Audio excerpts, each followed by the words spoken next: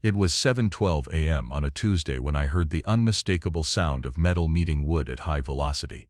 The crash echoed across my 20 acres like thunder, jolting me from my morning coffee. Through my kitchen window I watched in disbelief as a white Range Rover sat tangled in the wreckage of what used to be my front gate. The driver's door flew open and out stepped Carleen Beckford, the HOA president from the neighboring Riverbrush Estate subdivision, wearing what I can only describe as a bedazzled camouflage jumpsuit paired with bright pink Crocs. She marched up my gravel driveway with the determination of someone who had completely lost touch with reality. In her right hand, she clutched a crumpled stack of papers. In her left, catching the morning sun with an ominous glint, was a pearl-handled revolver. My name is Craig Tannersmith, and in my 47 years of life, I had never imagined I would find myself staring down the barrel of a gun held by a suburban housewife who thought rhinestones and tactical gear were a fashion statement. "Sign it, Craig," she screamed, her voice carrying across the property and probably startling every horse in my stables. "The HOA hereby claims this land in the name of Riverbrush Estates. This is eminent domain." She tossed the crumpled document onto my porch where it landed next to my boots. The papers scattered in the morning breeze, revealing what appeared to be some sort of deed transfer form with my name already typed in various places. The audacity of this woman knew no bounds. Here she stood on my property, having destroyed my gate, pointing a weapon at me, and demanding I sign over my ranch to her homeowners association. Before I could even process the complete insanity of the situation, or formulate any kind of response, a blur of black and white fur erupted from behind the porch swing. My Australian cattle dog, Pickle, launched himself through the air like a four-legged missile. His timing was perfect, his aim precise. With a growl that would make a wolf proud and an expertly placed nip at her wrist, he sent the revolver spinning from Carleen's manicured grip. The gun clattered harmlessly onto my welcome mat, the one my late wife had embroidered with "Bless this mess" during her crafting phase 5 years ago. Pickle positioned himself between Carleen and the weapon, his hackles raised, teeth bared in a warning that even someone as delusional as Carleen couldn't misinterpret.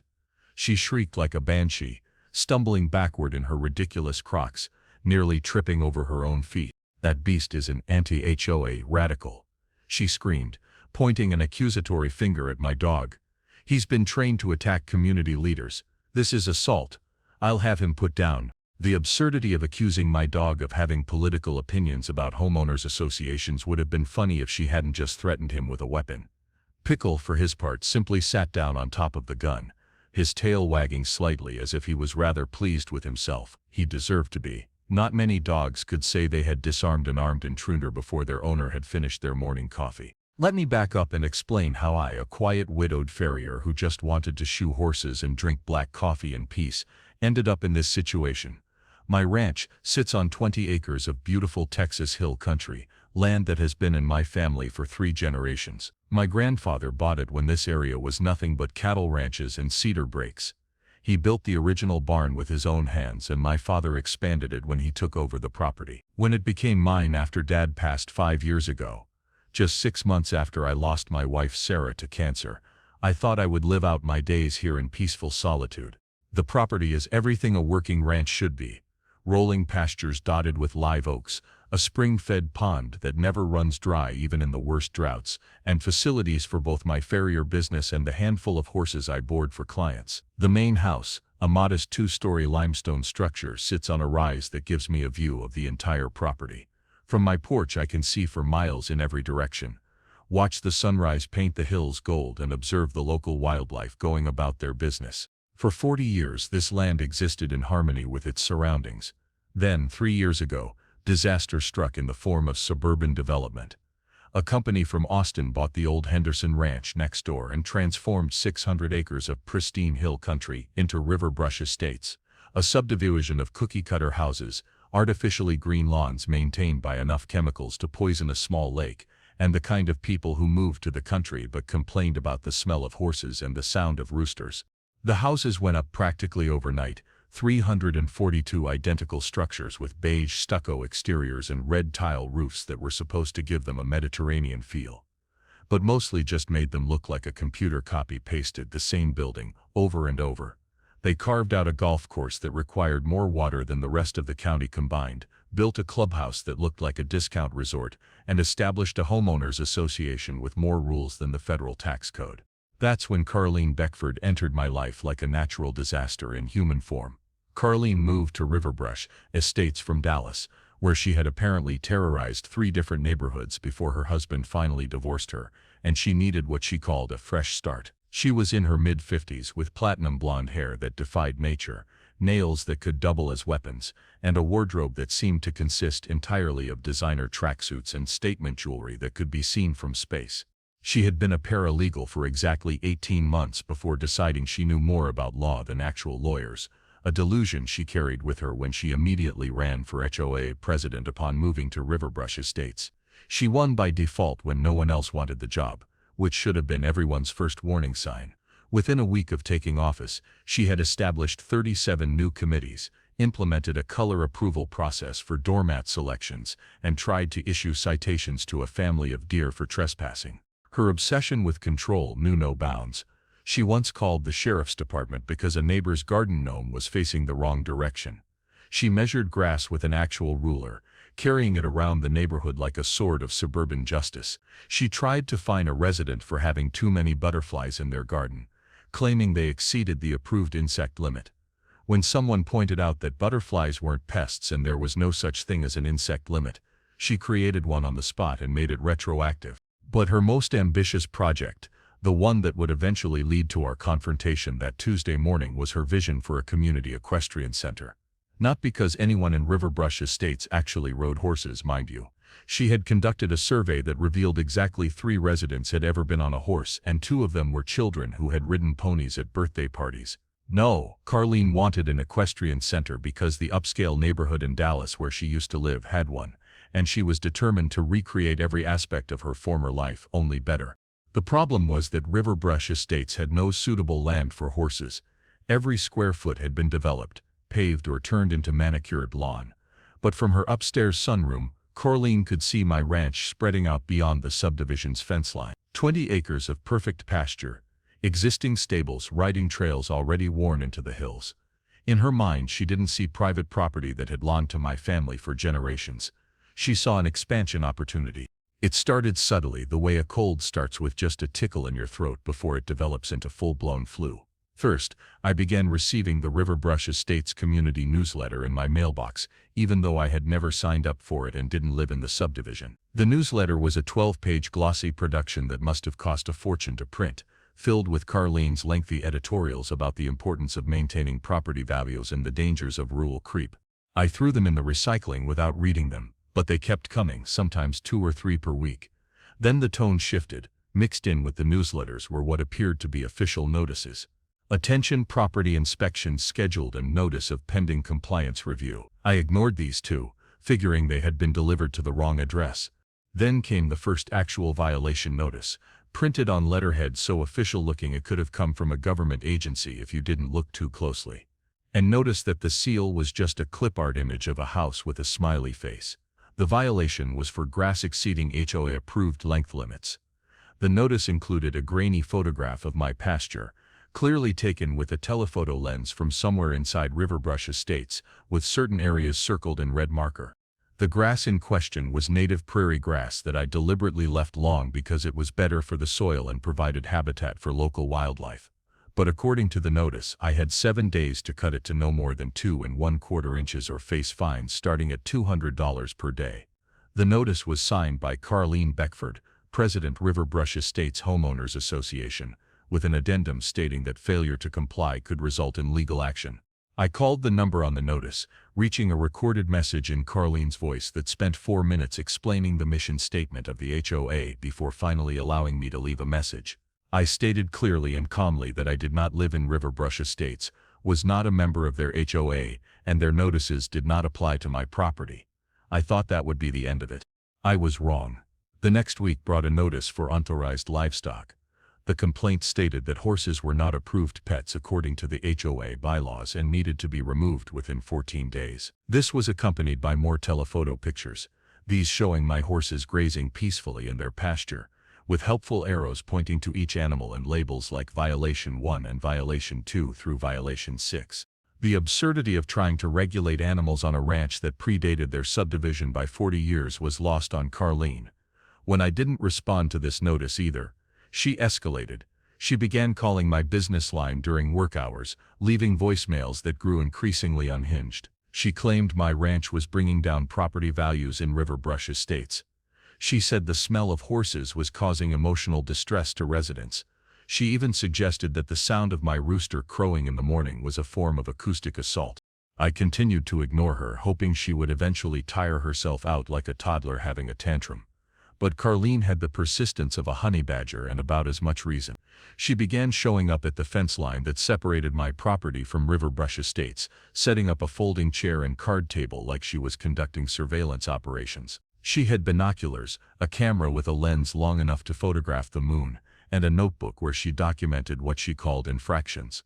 These infractions included such crimes as me smiling at my goats, which she interpreted as conspiring with unauthorized animals, me repairing a fence section while shirtless on a hot day, which she claimed was indecent exposure visible from HOA property, and me hosting a barbecue for some fellow farriers, which she reported as an unlicensed commercial gathering.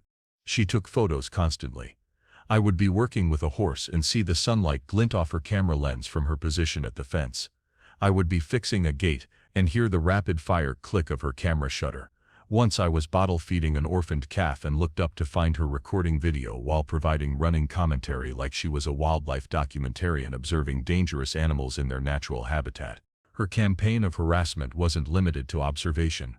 She began spreading rumors among the Riverbrush Estates residents, telling them I was running illegal operations on my ranch. According to various neighbors who later apologized to me for her behavior, she claimed I was operating a bootleg rodeo, an unlicensed petting zoo, an underground gambling ring centered around rooster fights, and somehow simultaneously a drug laboratory hidden in my barn. The fact that none of these accusations made sense and several contradicted each other didn't seem to bother her or slow her down. She held special meetings at the clubhouse where she presented her evidence, using a PowerPoint presentation that included the photos she had taken, complete with red circles and arrows pointing to perfectly normal ranch activities that she had reinterpreted as criminal enterprises. One slide showed me mucking out a stall with the caption "Destroying Evidence." Another showed my dog Pickle herding some goats with the label "Attack Dog Training Facility." My favorite was a photo of me drinking coffee on my porch at sunrise, which she had titled "Surveillance of HOA Activities." Most of the Riverbrush Estates residents recognized her behavior as unhinged, but they were too polite or too afraid of becoming her next target to say anything. A few tried to gently suggest that perhaps a ranch that had existed for decades before their subdivision was built had a right to continue operating as it always had. Carlene responded by placing these people on what she called a watch list and increasing their HOA dues for what she termed failure to support community initiatives. The situation escalated one night when I woke to Pickle barking furiously at something near the barn. I grabbed a flashlight and headed out to investigate, expecting to find maybe a coyote or a raccoon trying to get into the feed bins. Instead, I found a man in his 30s wearing a polo shirt with the Riverbrush Estates logo, attempting to attach something to the side of my barn with a power drill.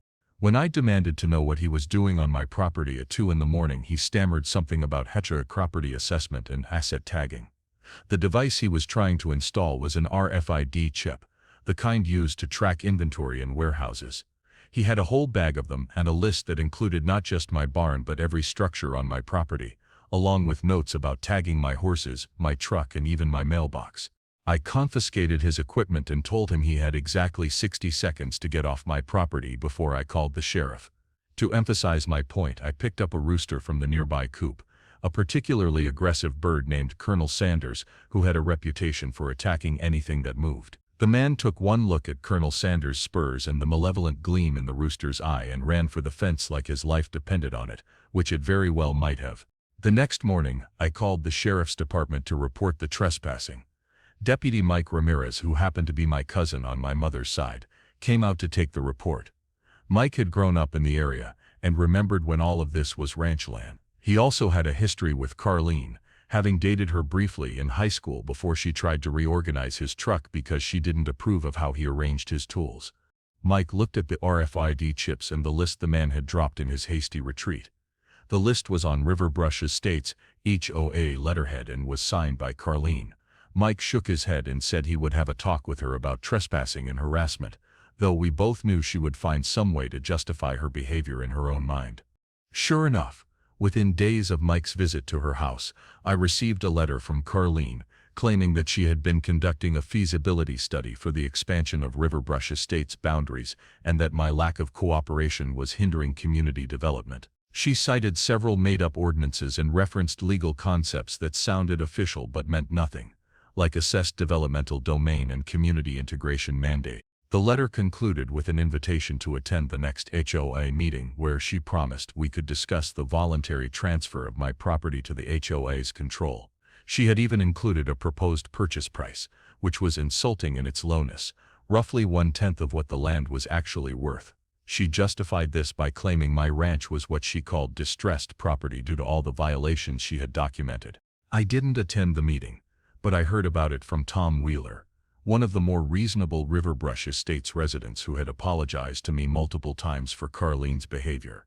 According to Tom, Carlene had spent 3 hours presenting her plan to absorb my ranch into the HOA. She had architectural drawings of the equestrian center she wanted to build, complete with a dressage arena, climate-controlled stables, and a clubhouse that would, in her words, smell like hay but in a Pottery Barn way.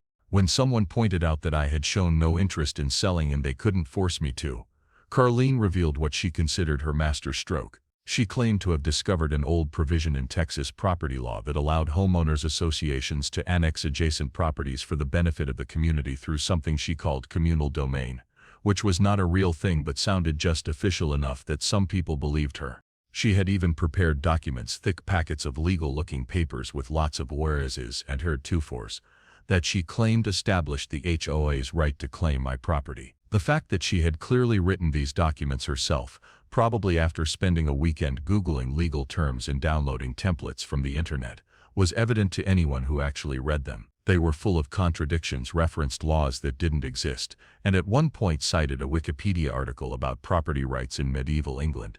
But Carlene had built up enough momentum that she managed to get the HOA board, which consisted mostly of people too intimidated to oppose her, to vote on a resolution supporting the annexation of my ranch. The vote passed, though Tom told me several board members later admitted they only voted yes because they were afraid of what Carlene would do if they voted no. Armed with this meaningless resolution and her fabricated legal documents, Carlene decided the time had come for direct action. She recruited her cousin Trent, a man in his 40s whose career highlights included 3 months as a mall Santa and a failed attempt to start a business selling designer socks for dogs. Trent had recently gotten himself ordained online as a notary public, though his understanding of what a notary actually did was questionable at best. Carlene's plan was simple in the way that most terrible ideas are simple. She would show up at my door with her fake documents, and Trent as her notary intimidate me into signing over my property, and have it all notarized before I could think better of it. The fact that this plan was illegal on multiple levels, that contracts signed under duress aren't valid, and that no legitimate notary would participate in such a scheme apparently never occurred to her. She decided to bring the gun for what she later called ceremonial purposes, though what ceremony involves pointing a pearl-handled revolver at someone was never adequately explained. The gun had belonged to her ex-husband, who had forgotten it in the divorce, probably on purpose. She had been using it as a paperweight in her home office and thought it would add gravity to the situation. Which brings us back to that Tuesday morning, with Carlene standing in my yard in her bedazzled camouflage jumpsuit, having just been disarmed by my dog screaming about radical anti-HOA animals while Pickle sat proudly on the gun like he had just won a prize at the county fair. I calmly pulled out my phone and dialed 911, while Carlene continued her tirade. She was now claiming that my dog was trained by what she called rural extremists, and that his attack on her was part of a coordinated effort to undermine suburban development. Trent, who had been sitting in the Range Rover this entire time, finally emerged looking like he might faint. He was wearing a suit that was 2 sizes too small and carrying a notary stamp that he held like it might protect him from the situation he had gotten himself into. "You need to control your animal," Carlene shrieked, pointing at Pickle, who had now laid down on the gun and appeared to be taking a nap. "This is assault. I'll sue you for everything you're worth. This land will be mine." "The only assault here," I said calmly, "is you showing up on my property with a weapon and threatening me, and that's not even counting the property damage to my gate." That gate was blocking HOA access to HOA property, she declared, which made about as much sense as everything else she had said that morning. This isn't HOA property, I explained for what felt like the 1000th time. This ranch has been in my family since before you were born. Before Riverbrush Estates was even a thought in some developer's mind. Not for long, she spat. Trent, show him the documents. Trent looked like he would rather be anywhere else in the world. He fumbled with a folder, dropping half the papers on the ground where the morning breeze caught them and sent them scattering across the yard. One landed in the water trough, another stuck to a cactus, and a third was immediately investigated by one of my goats who began taste testing it for edibility. Those are legal documents. Carleen screeched as the goat decided the paper was indeed edible and began munching contentedly. That's destruction of legal property. Pretty sure fake documents don't count as legal property, I pointed out. The sound of sirens in the distance made both Carleen and Trent freeze. Trent looked at Carleen, then at me, then at Pickle still guarding the gun, and made the smartest decision of his life. He dropped his notary stamp and ran back to the Range Rover, locking himself inside. Coward! Carleen yelled after him. We had a deal, you were supposed to notarize this. 2 sheriff's department vehicles pulled up my driveway, having to carefully navigate around the Range Rover still tangled in my gate. Deputy Mike Ramirez stepped out of the first vehicle, took one look at the scene and shook his head like he had been expecting this call for weeks. Morning, Craig, he said, then looked at Carleen. Carleen, why am I not surprised? This man's vicious dog attacked me. Carleen immediately claimed.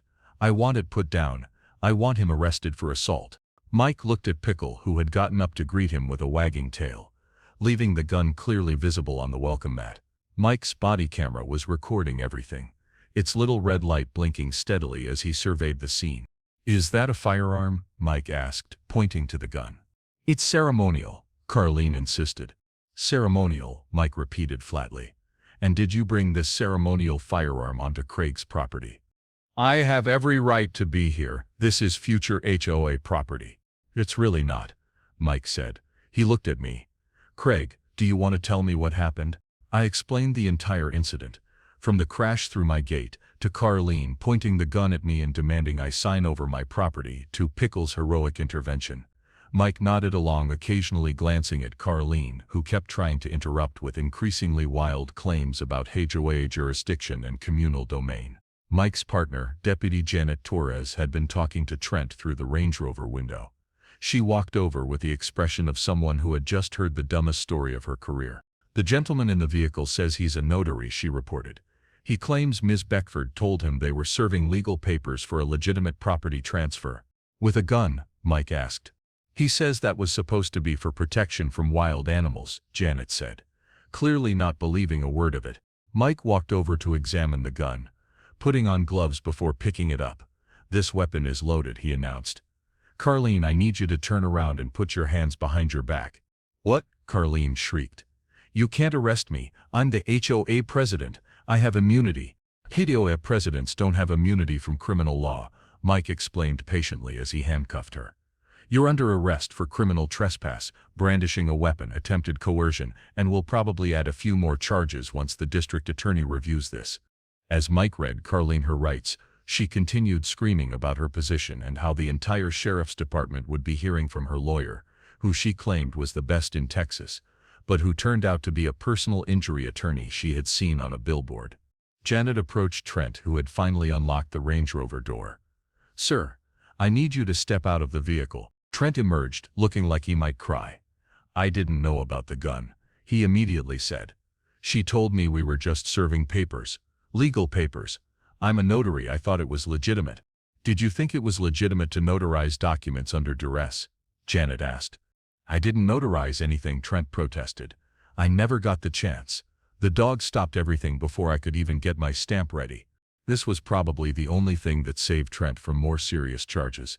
As it was, he was arrested for criminal trespass and conspiracy to commit fraud, though the charges would later be reduced when he agreed to testify against Carleen.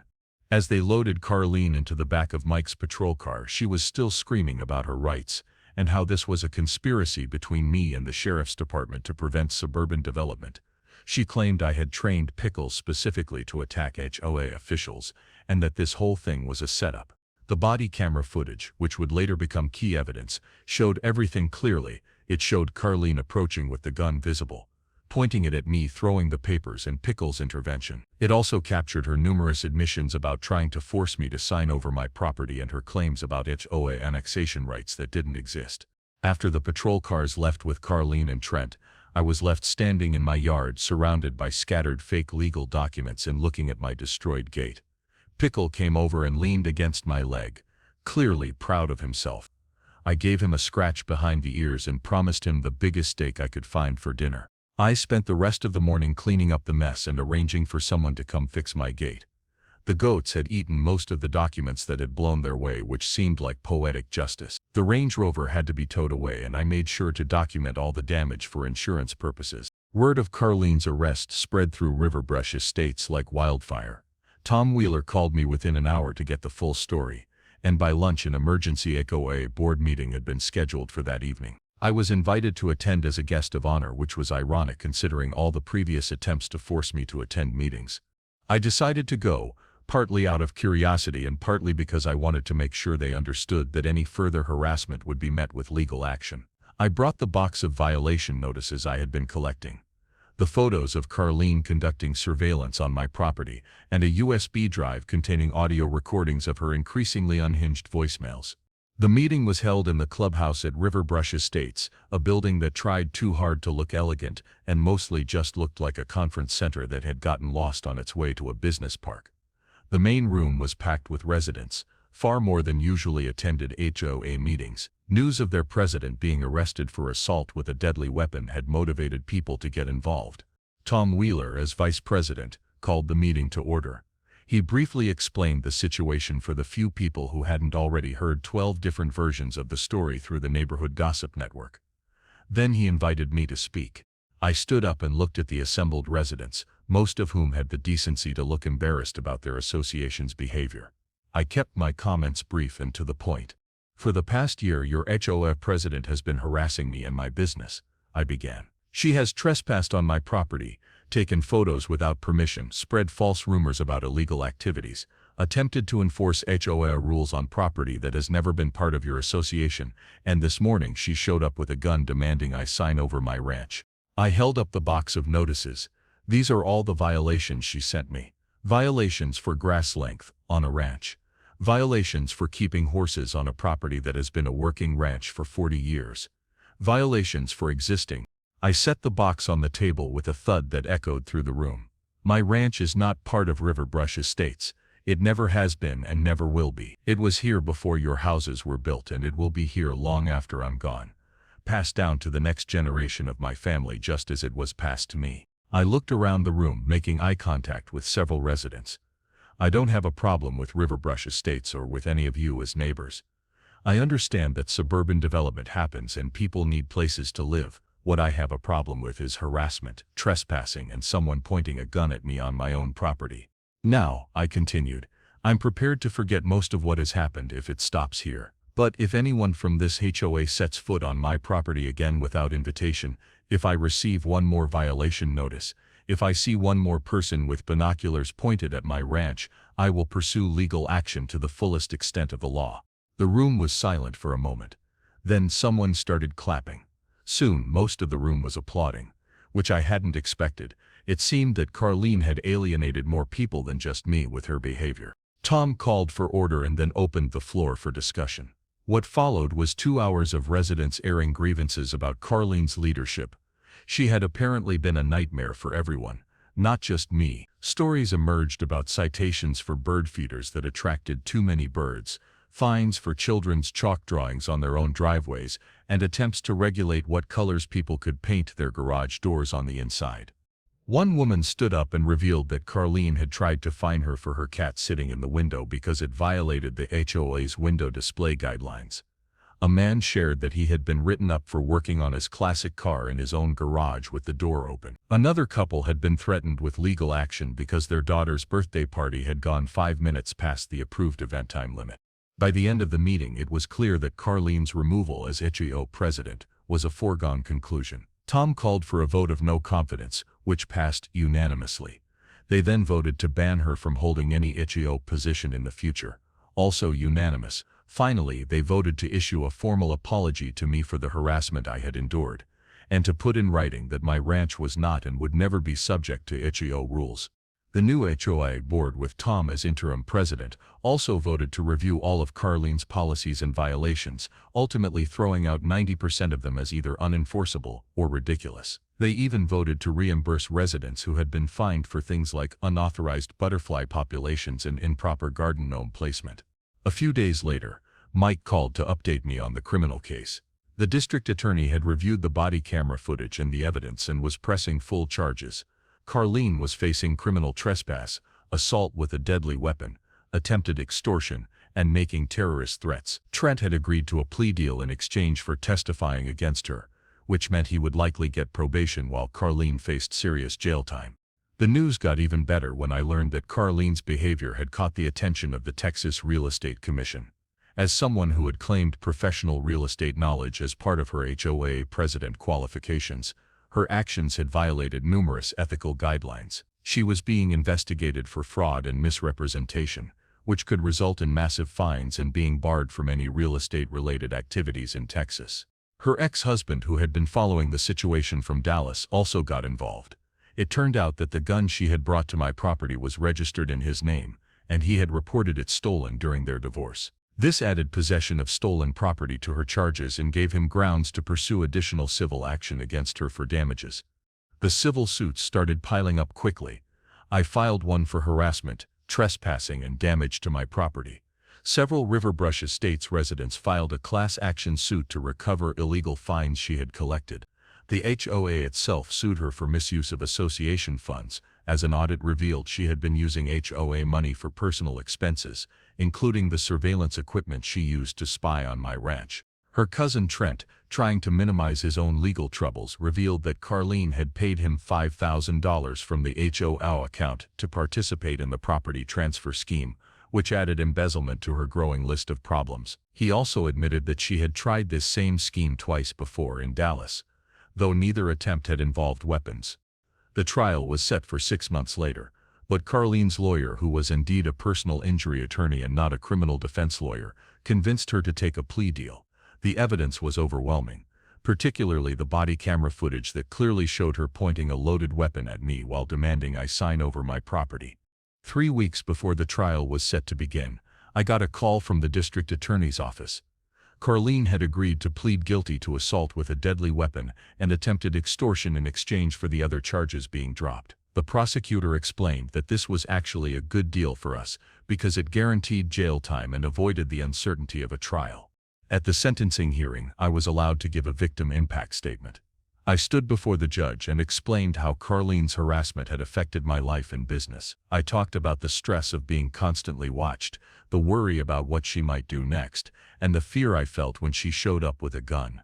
I also mentioned Pickle, who had become something of a local hero, and how traumatizing it could have been if she had actually used the weapon. Carlene's attorney tried to argue for leniency, claiming she had been under stress from her divorce and had gotten carried away with her HOA duties. He painted her as a woman who had simply been too passionate about community development. The judge, a no-nonsense woman named Patricia Hawkins who had been on the bench for 20 years, was having none of it. Judge Hawkins pointed out that Carlene had not shown any remorse for her actions, had continued to insist that she had the right to annex my property even after being arrested, and had shown a pattern of escalating behavior that culminated in armed assault. The judge also noted that Carlene had abused her position of authority and had betrayed the trust of the people who had elected her to serve their community. "Miss Beckford," the judge said, looking directly at Carlene, "you took an oath as HOA president to serve your community fairly and within the law. Instead, you used your position to harass a neighbor whose only crime was owning property you coveted. You escalated from nuisance violations to armed confrontation, showing a complete disregard for both the law and basic human decency." The judge continued, "The fact that you brought a loaded weapon onto someone else's property and pointed it at them while making demands shows a level of premeditation and dangerous behavior that cannot be overlooked. You're fortunate that Miss Tanner Smith's dog intervened before this situation became a tragedy." Carlene tried to interrupt, saying something about her rights as an HOA president, but her lawyer quickly hushed her. Even at her sentencing, she couldn't seem to grasp that her position gave her no special authority outside her subdivision, and certainly no right to threaten people with weapons. The judge sentenced Carleen to 3 years in state prison for assault with a deadly weapon, and 2 years for attempted extortion, to be served concurrently. She was also ordered to pay restitution of $50,000 to me for damages and emotional distress, plus another $75,000 to the Riverbrush Estates, HOA, for the funds she had embezzled. Additionally, she was barred from serving on any homeowners association board in Texas for life and ordered to stay at least 1,000 feet away from my property upon her release. The courtroom was packed with Riverbrush Estates residents who had come to see justice served. When the judge announced the sentence, there was an audible gasp from Carleen, who had apparently expected to get probation despite pointing a gun at someone. She turned to her lawyer, her face shifting from shock to rage, and started screaming that this was a conspiracy, that I had set her up, that the judge was biased because she probably owned a ranch too.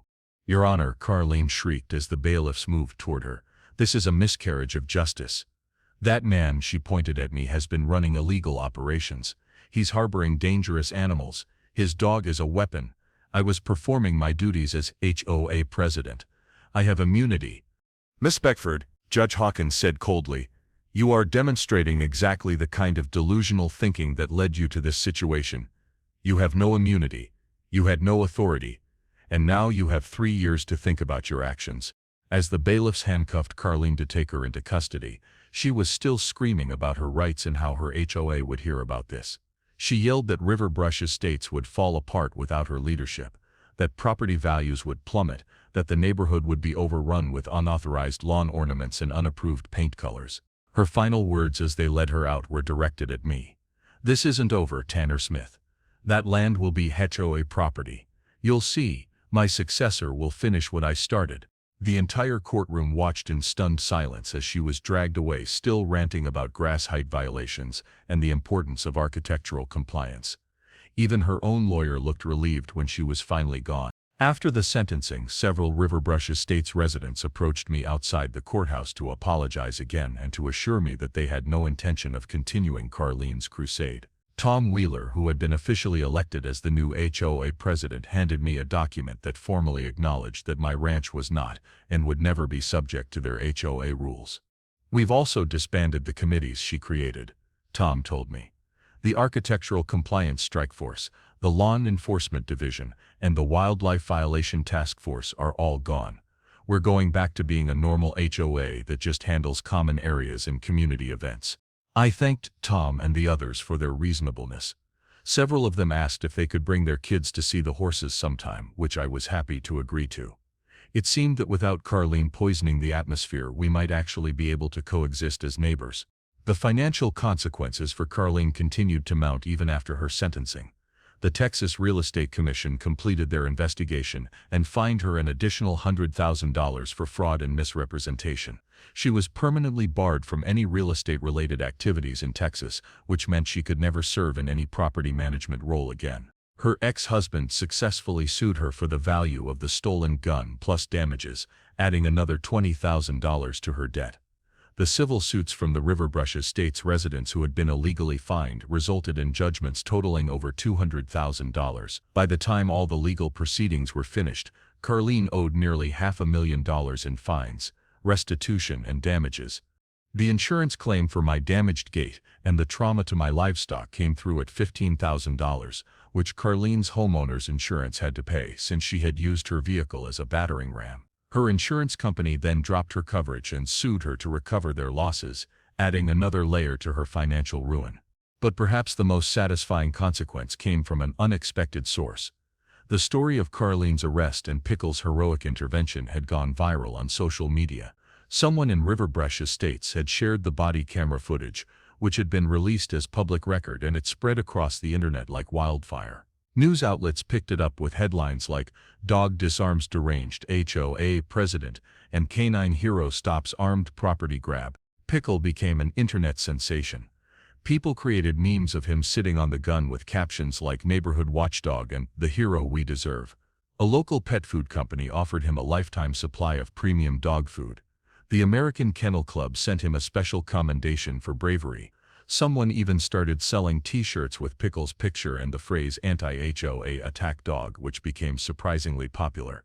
The attention brought scrutiny to Carlene's past behavior in Dallas, where reporters uncovered that she had been asked to resign from 3 different HOA boards for what were diplomatically described as disagreements over enforcement policies, but were actually similar patterns of harassment and abuse of power. Former neighbors came forward with their own stories of Carlene's reign of terror, including one family who had moved to escape her constant violations for their children's toys being visible in their backyard. A documentary filmmaker contacted me about doing a piece on HOA overreach, using Carlene's case as the centerpiece. While I declined to participate beyond providing the factual record, they found plenty of other people willing to share their experiences with out-of-control HOA boards. The documentary, titled Law and Order When HOAs Attack, featured Carlene's case prominently and won several awards at independent film festivals. Trent, Carlene's cousin, managed to avoid jail time through his plea deal, but his brief notary career was over. The state revoked his notary license and he was sentenced to 500 hours of community service, which he served at a local animal shelter where he had to clean up after the kind of animals Carlene had complained about. He sent me a letter of apology saying he had been desperate for money and hadn't realized how crazy Carlene's plan was until it was too late. The River Brush Estates HOA underwent a complete transformation after Carlene's removal. They rewrote their bylaws to prevent any future president from accumulating the kind of power Carlene had wielded. They established term limits, required multiple board members to approve any violations, and created an appeals process for residents who felt they were being unfairly targeted. They also established what they called the Tanner-Smith Rule, which explicitly stated that the HOA had no authority over any property not within the subdivision boundaries and prohibited board members from attempting to expand those boundaries through any means. It was a bit embarrassing to have a rule named after me, but I appreciated the gesture. My ranch returned to its peaceful existence, though with a few changes. I installed security cameras along the property line facing River Brush Estates, just in case anyone else got ideas. I also put up a new gate, a much stronger one with an electronic lock and an intercom system. The old gate had served for 40 years, but times had changed. Pickle enjoyed his fame with the dignity befitting a hero. He continued his normal routine of herding goats, napping on the porch, and occasionally chasing rabbits, seemingly unbothered by his internet celebrity status. The vet said he was in perfect health during his checkup and joked that stopping armed intruders must be good exercise. I heard through the grapevine that Carlene had not adjusted well to prison life. Apparently she had tried to organize the other inmates into what she called a Correctional Facility Improvement Association, and attempted to issue violations for unmade beds and improper storage of personal items. This had not gone over well with the other inmates, who had their own ways of dealing with people who tried to boss them around. She had also filed multiple complaints about the prison conditions, citing violations of standards that she appeared to have made up. The prison library didn't meet her approved reading material guidelines. The exercise yard had grass that exceeded her recommended height. The cafeteria served food that wasn't on her list of HOA-approved meals. The prison administration ignored all of these complaints, though I heard some of the guards found them entertaining reading. Her lawyer attempted to file an appeal, arguing that the sentence was excessive for a first-time offender. The appeals court reviewed the case and not only upheld the sentence, but commented that given the premeditated nature of the crime and Carlene's complete lack of remorse, she was fortunate not to have received the maximum sentence. The judge wrote in the decision that Carlene's continued insistence that she had authority over property she didn't own suggested she posed an ongoing threat to public safety. 6 months into her sentence, Carlene's ex-husband sent me a letter. He apologized for what his former wife had put me through and shared that her behavior toward me was part of a pattern that had contributed to their divorce. He had endured years of her trying to control every aspect of his life, from reorganizing his belongings to issuing him violations for things like leaving dishes in the sink or not mowing the lawn in the pattern she preferred. He told me about the time she had tried to get their neighbors in Dallas arrested for having a barbecue that went past 9 p.m., claiming it was disturbing the peace even though she was the only one complaining. She had called the police 17 times that night, eventually resulting in her receiving a citation for misuse of emergency services. That incident had been the final straw for him. A year after Carlene's sentencing, River Brush Estates threw a community barbecue and invited me as the guest of honor. It was their way of formally welcoming me as a neighbor and putting the whole ugly chapter behind us. The event was held at the clubhouse, but nothing like the formal HOA meetings Carleen had presided over. This was casual, friendly, with kids running around and people actually enjoying themselves. Tom Wheeler gave a speech thanking me for my patience during what he called the previous administration's overreach, and presented me with a plaque that read, "Honorary Neighbor of Riverbrush Estates," with a picture of Pickle underneath. It was a little cheesy, but I appreciated the sentiment. Several residents told me their own stories of run-ins with Carleen, and we bonded over our shared experiences of her tyranny. The barbecue also served as an unofficial celebration of the new HOA leadership's achievements. In the year since Carleen's removal, they had reduced HOA fees by 30% after discovering how much money Carleen had been wasting on things like surveillance equipment and legal consultations for her made-up annexation plans. They had also removed most of the restrictive rules, keeping only the basics needed to maintain property values and community spaces. Children were now allowed to play in their front yards without time restrictions. Residents could plant whatever they wanted in their gardens without submitting architectural drawings. People could own more than the previously mandated maximum of 2 garden own. It was as if the entire neighborhood had been released from prison. I learned that Carleen had tried to stay involved with Riverbrush Estates from prison, sending letters to the HOA board with suggestions for new policies and complaints about how they were running things. These letters were universally ignored, and eventually stopped when the board sent her a cease and desist letter threatening to pursue harassment charges if she continued. Her prison stint became something of a legend in Texas HOA circles. She was held up as an example of what not to do, a cautionary tale told at HOA training seminars and property management conferences. Law schools used her case to teach about the limits of HOA authority and the criminal consequences of overreach. One professor even wrote a paper titled "When Karens Attack the Criminalization of HOA Enforcement" that examined her case in detail. The documentary about her case aired on a streaming service and brought even more attention to the story. They interviewed former neighbors, legal experts, and even got footage of Carleen's previous HOA meetings where she could be seen berating residents for minor infractions.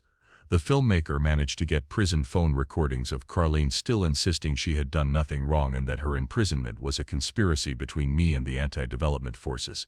2 years into her 3-year sentence, I received notice that Carleen was up for parole. The parole board requested victim impact statements, and I submitted one outlining my concerns about her lack of remorse and continued delusions about her authority. Several Riverbrush Estates residents also submitted statements, expressing their fear that she would return and resume her harassment campaign. The parole hearing was a disaster for Carleen. She showed up still insisting she was the rightful president of the Riverbrush Estates HOA. Despite having been removed from that position 2 years earlier. She told the parole board that her first action upon release would be to reclaim her position and resume her efforts to annex my ranch. She actually brought a folder of new violation notices she had prepared in prison, ready to issue them the moment she got out. The parole board, unsurprisingly, denied her request. The board chairman noted that Carleen showed no remorse, no understanding of her crimes, and appeared to be planning to resume the exact behavior that had led to her imprisonment. He recommended she serve her full sentence and undergo psychiatric evaluation before release. Carleen's response to being denied parole was to file a lawsuit against the parole board, claiming they had violated her rights as an HOA president. The lawsuit was dismissed as frivolous, and she was warned that continued frivolous litigation could result in additional charges. This didn't stop her from trying to file suit against the prison for not allowing her to hold HOA meetings in the recreation room. As her release date approached, the district attorney's office contacted me about safety planning. They were concerned that Carleen might violate the restraining order and attempt to come to my property. They arranged for increased patrols near my ranch for the first few weeks after her release, and gave me a direct number to call if she showed up. The Riverbrush Estates HOA also took precautions.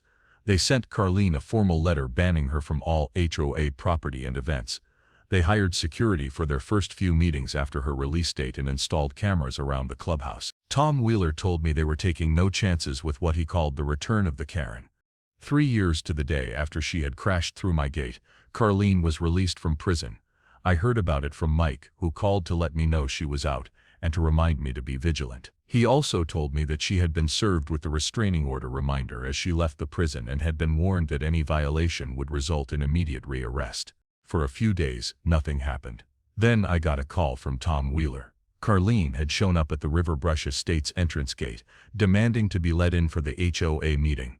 When security refused, citing the ban, she had stood outside the gate with a homemade sign that read, "Rightful HOA President in Exile," and tried to hand out flyers about her plans to reclaim her position.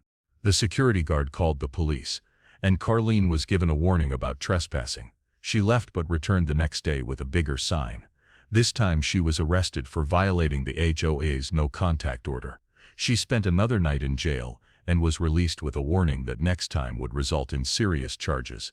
A week later, I was working in the barn when Pickles started barking. I looked out to see a figure at my new gate, about 50 feet from the road. Through the camera feed, I could see Carlene standing just barely outside the 1,000-foot restraining order limit, holding binoculars and that same notebook from years ago. I called Mike immediately and he arrived within minutes. Carlene tried to claim she was birdwatching from a public road, but Mike pointed out that she was clearly focused on my property and that this constituted stalking. He arrested her on the spot, and this time the prosecutor wasn't interested in any plea deals. At her hearing for violating the restraining order, Carlene represented herself after her previous lawyer refused to take her case. She argued that the restraining order was invalid because she was conducting official HOA business, and that HOA presidents had sovereign immunity. The judge, who had clearly heard about her case, didn't even try to hide his disbelief. "Miss Beckford," he said, "you are not an HOA president. You have not been one for 3 years. You have no authority, no immunity, and no right to harass Mr. Tannersmith. You have just completed a 3-year sentence for this exact behavior, and here you are not even a month later doing it again." Carlene tried to interrupt, but the judge continued, "I am sentencing you to 18 months in prison for violating the restraining order and stalking. Additionally, I am extending the restraining order to 5,000 feet and making it permanent. If you come within a mile of Miss Tannersmith's property ever again, you will spend the rest of your life in prison." Carlene's jaw dropped. 5,000 feet? That's almost a mile. That means I can't even drive on Highway 16. "Then I suggest you find an alternate route," the judge replied coldly. As the bailiffs approached to take her into custody again, Carlene's composure finally cracked. The reality of spending another 18 months in prison, of having a permanent restraining order that essentially banned her from an entire section of the county, of having lost everything in her pursuit of my ranch, finally seemed to hit her. "This isn't fair," she wailed as they cuffed her. "All I wanted was to build a nice equestrian center. I had plans, I had drawings, it would have increased property values." She looked at me one last time as they led her away, and instead of anger I saw something else in her eyes. Confusion, maybe, like she genuinely couldn't understand how her plans had led to this moment, how her vision of an HOA-controlled horse facility had resulted in her spending 4.5 years in prison. $500,000 in fines, she muttered as they led her out. 4.5 years in prison, and I still don't have the horses.